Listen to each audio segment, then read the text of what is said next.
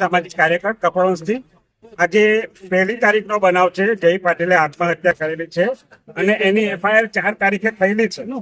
છતાં પણ પોલીસ પ્રશાસન અને DSP સાહેબ એને છાવરી રહ્યા છે. સામેવાળા લોકો છટકી જવા માટે હાઈકોર્ટમાં પાસિંગ પિટિશન દાખલ કરી છે. હાઈકોર્ટમાં બી હિયરિંગ થઈ ગયું છે. પ્રથમ નજરે હાઈકોર્ટે બી એમને આરોપી માને છે. છતાં પણ આ DSPમાં માનવતા મરી પરવારી છે. એટલા માટે આરોપીની ધરપકડ કરતા નથી કે કોઈ જવાબદાર અધિકારીને એવા આદેશ આપતા નથી.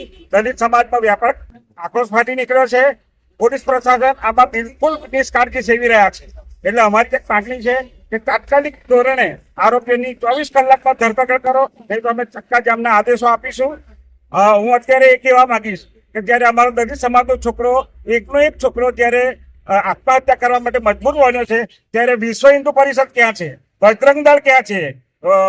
હિન્દુ રાષ્ટ્રની વાતો કરવા વાળા ક્યાં છે? અમને તો મુસલમાનોએ મદદ કરી છે. મુસ્લિમ સમાજે અમને ગાડી આપીને અમને હાઈકોર્ટ સુધી મદદ કરી છે. તો એવા લોકો ડોગલા લોકોને બી અમે કહેવા માંગીએ છીએ કે તમે એક ખબર પૂછવા માટે એક ફોન બી કર્યો હોત ને તો સારું હતું. દલિત સમાજે હવે એમના દોસ્તો કોણ છે, દુશ્મનો છે, એ મિત્રો ઓળખી લેવા પડશે. અને જે લોકો ભાગતા ફરે છે એ લોકો પ્રિન્સિપલ કક્ષાના માણસો છે. એ વિદ્યાર્થીઓ માટે રોલ મોડેલ હોય છે. એ પણ સમાજમાં શું મોઢું બતાવશે કે તમે એક પ્રિન્સિપાલ તરીકે કાયદાનું સન્માન કરતા નથી. તમારે હાજર થવું જોઈએ અને કાયદાની પ્રક્રિયાનો સામનો કરવો જોઈએ.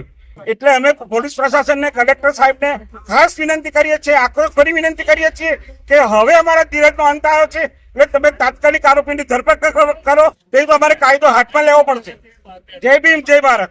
આજે જય ભીમ સર્વ સમાજ સંગઠન એક દલિત પરિવારના દીકરાને જે આત્મવિલોપન કરવા માટે જે મજબૂર કર્યા, ત્યારબાદ આજ સુધી પણ પોલીસ કોઈ પણ ધરપકડ કરી નથી. આજે 1 તારીખનો બનાવ છે.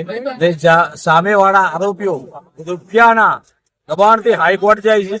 હાઈકોર્ટ ગયા પછી રૂપિયાનો વરહાદ વેરી નાખી અને જે દલિત સમાજને દબાવવાની વાતો કરી રહ્યા છે, તો અમે દલિત સમાજ આખો આજે મેદાને આવ્યા છે.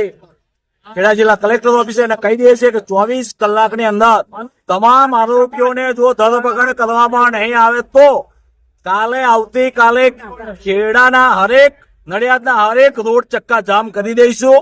જ્યાં સુધી ન્યાય નહીં મળે ત્યાં સુધી એક પણ રોડ 24 કલાક પછી ખુલશે નહીં. અને જો એમાં કંઈક પણ બનાવ બનશે તો તેનો તમામ જવાબદાર પોલીસ પ્રશાસન અને ખેડા જિલ્લાના કલેક્ટર સાહેબ રહેશે.